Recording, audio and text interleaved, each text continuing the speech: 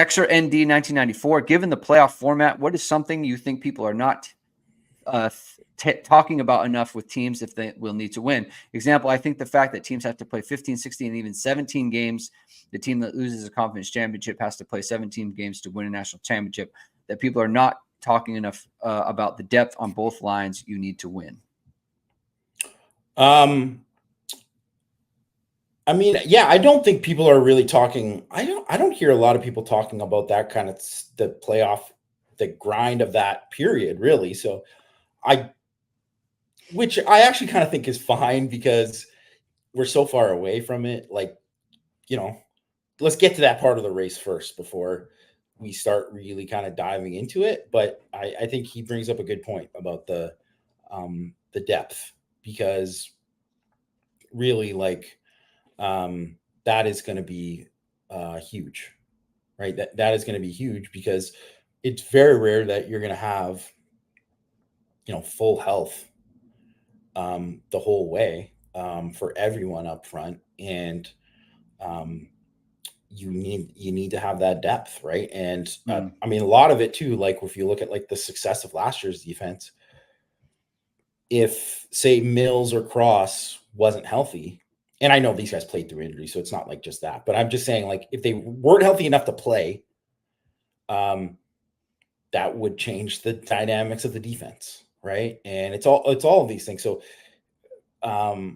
even look at like where last year was Notre Dame at corner, where Pitt wasn't a good team last year, I get it, but like Cam Harden and Benjamin Morrison didn't play that game. And then it was like, well, the defense still dominated, partly because of, they weren't playing a good offense. But the other part was like the guys who stepped in, Mickey and Gray, were really good, right? Yeah. So,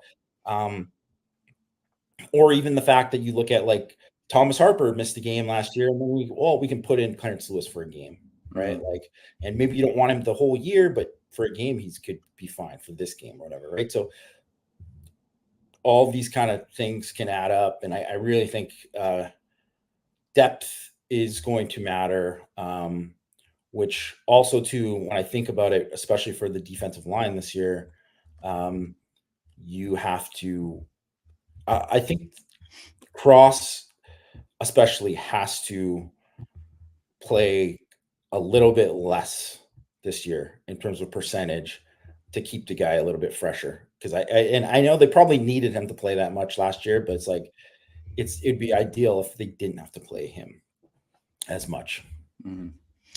Yeah, I think the other part of it is like the depth for sure.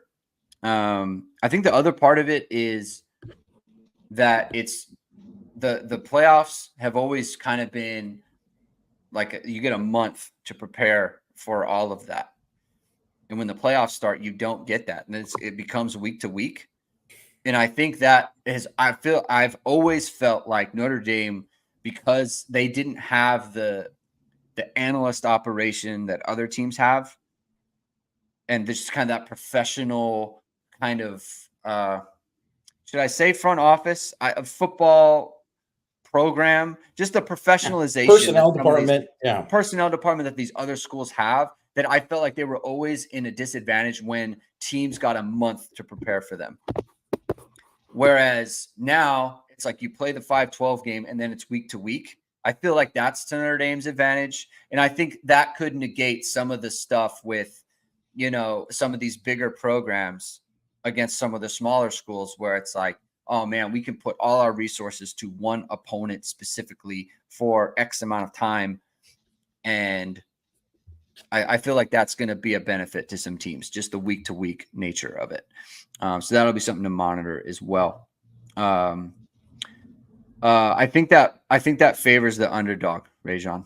I think it favors the underdog because usually the underdog is the team without that big operation, because the big operations are usually the favorite. So whoever doesn't have that kind of professional,